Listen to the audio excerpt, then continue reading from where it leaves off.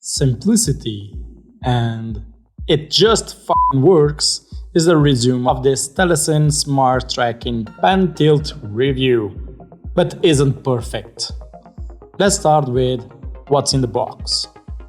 The motor itself with a USB entrance plug to charge it and one button, long press to turn it on or off and short press to activate the motion tracking or just to deactivate it. On the top, a standard photography screw to attach whatever you need, and in the bottom, a screw hole to attach it to a tripod, a user guide and a remote control. The remote control is very simple to use and very small. The first button is just to turn on or off the tracking feature, indicated by the white light in the motor. And you have the arrows to right or left, just to rotate the Telesin module right or left. On top and bottom, you have a 360 rotation to the right or to the left. And in the middle is just a stop button. This remote control is a magical thing, so I can press to show that I am filming this. You guys like so? Okay. There is a beautiful scenery over there of the sea, okay, and the clouds. So let's make a 360 by pressing the button. How cool is that? The button thing works pretty damn well. Let's activate tracking feature. So the flyer said that the best is between 1 meter to 5 meters. So let me just walk around. Yeah, it's following me. It's a little bit janky, to be honest. But it's tracking me well. I think that the image stabilization from the pixel will smooth everything out perfectly. Let's turn the image stabilization off and let's see what we're gonna get. Oh, it's a little bit jiggery, way too fast. And as it doesn't have any app control, I cannot control the speed, so you only have one speed. Let's activate the motion tracking. Okay.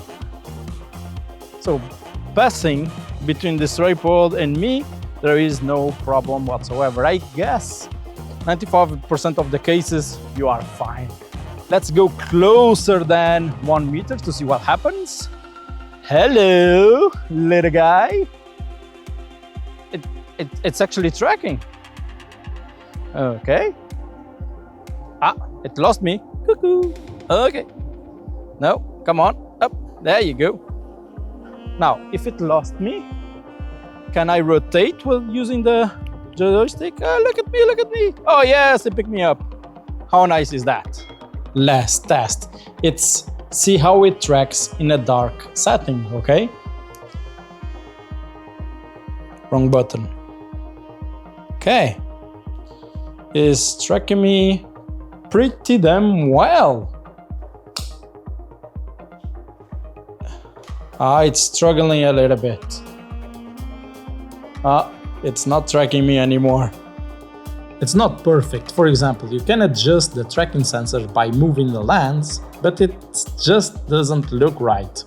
The weight can be a problem. Half a kilo is the limit, but as smartphones are getting bigger and heavier, it's getting easier to overcome the weight limit. Now, the weight limit is not a big problem as it seems to be. Probably the most powerful smartphone gimbal is around 300 grams. And if you try to attach a light microphone, it will unbalance the gimbal. Yeah, it won't work.